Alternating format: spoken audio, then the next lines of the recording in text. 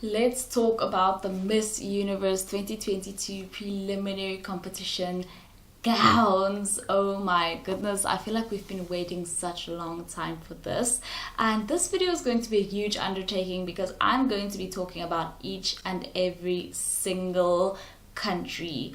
Each and every single country, from the biggest pageant country to literally the second least densely populated country on earth, which is Namibia. That's where I live. Without further ado, I'm not going to waste any time. Let's just start. For the very first contestant, we had Albania. I thought Albania had a very stiff performance. The gown, stunning concept in my opinion, but I don't like the fact that the underdress is showing. It looks a bit awkward. I still don't know what to call that. It's like it's an underdress, isn't it? It looks awkward when it's cut off at the legs like that and plainly visible for everyone to see. For Angola's performance was not the best in my opinion, but I did think that she had a stunning gown. Argentina was, for me, average in every single way. I had no strong feelings when it came to Argentina. She awakened nothing within me. Armenia had a stiff performance, a very unique gown though, which I loved. Aruba, I didn't enjoy the pink fabric. I thought that the pink fabric made it too difficult for her to perform. For Australia, again, a bit too stiff. The gown was okay, but it was sort of giving like 2019, the sort of gowns that we were seeing in 2019. Bahrain, I loved Bahrain. I loved the hood. I thought that her gown was conservative, which, you know, is not a surprise because it is Bahrain, but it was lovely nonetheless. I thought that it was gorgeous. Belgium, honestly, the gown was not my favorite. It was giving very Miss Teen sort of vibes. Belize had a stunning gown, but a very bland performance, which once again goes to show that the performance is equally as important as the gown. You can have a stunning gown, but if you give a lackluster performance, the gown isn't going to stand out or help you. With Bhutan, the gown was very different, perhaps too different. My only question is like, where's the glam? It wasn't glamorous enough for me at all. Bolivia didn't have a bad gown, but it wasn't particularly unique either. I mean, it's fine. Brazil had a pretty dress. I mean, the dress I thought suited her as well, which I think is very important. The British Virgin Islands, very nice dress, but again, a lackluster performance. For Bulgaria, it kind of reminded me of the time when Angelina Jolie allowed her children to draw on her wedding dress. This is definitely what this was giving me. And we saw a lot of wedding type dresses for the prelims actually, which I will get to. Cambodia was the first wow dress of the night for me. This is absolute gorgeous. This was a masterpiece. Her performance was also very nice. So this was the very first time of the evening when I was like, okay, wow. Cameroon's dress was ill-fitting and honestly just unimaginative. Canada, the gloves are a no from me. I feel like the gloves are out of style. They came and went. And I feel like the glove moment is over. It started with South Africa in 2020 prelims, but it went so fast. I don't think the gloves are a thing anymore. With Cayman Islands, I love this dress. It reminds me of a fish, but like in a good way. Chile, this dress is just too morbid. It's too dark. She also stumbled a bit. China it's very plain. It's very metric farewell, okay? It's very high school dance. Colombia was just all the way capitalizing on the Barbie core train that's been going on throughout the past year. I absolutely loved Colombia. She's just such a goddess. For Costa Rica, see, this is where I go, ma'am, that is a wedding dress. Okay, and don't even get me started on the hair thing. I don't know what she thought she was doing there. Croatia was giving very much Marilyn Monroe in Gentlemen Prefer Blondes, but not in a good way. Curacao, I loved Curacao. Curacao was very much giving Paraguay from 2021. I absolutely adored this dress on Curacao. It was stunning. For Czech Republic, this is not a Miss Universe dress. It's too plain. It's too much grade 9 school dance. So no, I don't think this dress is for the Miss Universe stage. Dominican Republic came out in this half suit, half dress construction, and I love it. I love how structured this dress is. It's absolutely spectacular, and I love how it looked on her. Ecuador came out in a very pretty dress, but it was nothing new. El Salvador, it's too garish for me. It's too garish, and it's a bit too short at the front. I love the cultural influence of Equatorial Guinea's dress. I also thought it was unique and I like to see it. Again, I think that the performance really took away from the dress. Finland's dress was ill-fitting. The dress itself, even if it wasn't ill-fitting, is not that great either. France, I love the beading in France's dress. It's very much giving Gert-Johan Coetzee, who is a very famous South African designer. I really liked how her dress looked and how unique it was, but France unfortunately was lacking for me when it came to performance. Germany, oh my goodness, this is a stunning gown, and it's almost like a ball gown. I love how flowy it was. Germany really surprised me at prelims, guys. Really, she did. I think I have no choice but to put her in my top 16, so spoiler alert. Then we have Ghana. With Ghana, I really thought this color suited her so beautifully, but the things on the shoulders bother me somewhat. We also had Great Britain, who also had this Barbie core thing going on, and she's such a little Barbie. I just want to wrap her up in a box and keep her in my... Okay, no, wait, that sounded so weird. But she's just so cute and pretty, and in her little pink dress, absolutely adorable. I just can't help but smile every time I think about Great Britain. Then we had Greece. Greece is very meh. There was no spice detected, no flavor to be found, unfortunately. We had Guatemala. I was very underwhelmed by Guatemala in prelims. So somebody will definitely be taking her spot in my top 16 because, I was rooting for her. We were all rooting for her. And, how dare she? Then we had Haiti. Is it a crime that I loved this dress that could also serve as beachwear? Because I do love this dress. It's different. It's very much Miss Grand International, but I don't know what it is. I think Haiti actually sold it. This woman actually kind of sold it to me. Then we have Honduras. Honduras has a beautifully made dress. It was a very awkward performance, but I can appreciate a good looking dress when I see one, okay?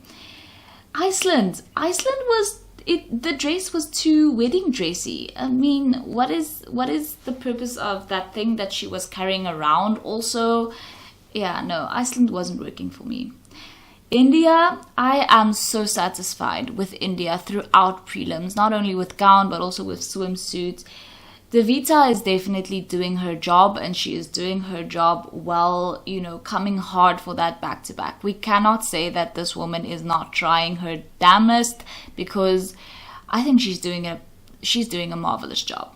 Then we have Indonesia. I loved Indonesia's gown. It was so regal, but Indonesia, she's lacking performance. I haven't seen Indonesia lacking performance in a long time, but I think Lakshmi is just, I don't know why she's not on her game, because for me she wasn't at the place where some of the other leading ladies from the pageant powerhouse countries or the popular pageant countries were. She was lacking, unfortunately. Then we had Italy. Italy's dress was also lacking for me, and I expected more from Italy as a whole. We get our hopes up for some of these women because they're so hyped, and then, I don't know, I just felt a bit let down by Italy when it came to prelims. With Jamaica, oh my goodness, Jamaica was such a goddess. So beautiful, so graceful. I think Jamaica was absolutely brilliant. With Japan, the color scheme and the cut was definitely not for me. I don't know, I'm not some sort of high fashion guru, but it didn't work for me, to be honest. Korea's dress was literally the vanilla of evening gowns, okay? I could not detect one special thing about this gown, unfortunately. Kosovo had a very regal gown. The performance definitely was not selling the gown. With Kyrgyzstan, the cape came from her hair bow, which was an intriguing concept and left me perplexed after she had left the stage. With Laos, she stumbled a bit, but what bothered me more was how outdated her gown felt. It felt like it was from the year 2020, which I know is not that long ago, but you know, when it comes to fashion trends, especially nowadays, you know, they come and go. I felt like this gown would have been better suited for the Miss Grand International stage, if I'm being honest. Then we have Lebanon. Lebanon had a pretty gown, but I was bothered by the fact that I could see the breast pads, though. I don't want to see the structural elements of a gown, ever. Unless it's the intention, with like do you guys remember the like corset gowns? But breast pad, I don't think that's supposed to be showing. With Malaysia, I thought that the headpiece was a nice touch. It was a pretty gown, but again, nothing extraordinary. Malta, you know what? This is another borderline Miss Grand International gown, but I actually like it on her, and I actually liked her performance as well. With Mauritius, I actually preferred her at Miss Supranational. This gown didn't suit her that well, in my opinion. With Mexico, I thought that this white cape came a bit too soon after we just had swimsuit with a bunch of white capes. But you know what? I thought that Mexico was fine as a whole. I want unique, you know. I want girls to come with some unique concepts for gowns. Not too unique, but like, you know, I just want something different. With Myanmar, I liked the color of her gown, but I felt like she gave a bit of a lackluster performance. Okay, when it comes to my home country, Namibia, her walk has definitely improved. So kudos to that. And I did feel like the dress beautifully represents the Namibian landscape, which I liked. But Nepal, it was a pretty lilac dress. The feathers can probably go though. With the Netherlands, it reminds me of clay. Don't ask. I don't know. It reminds me a bit of clay. What can I say?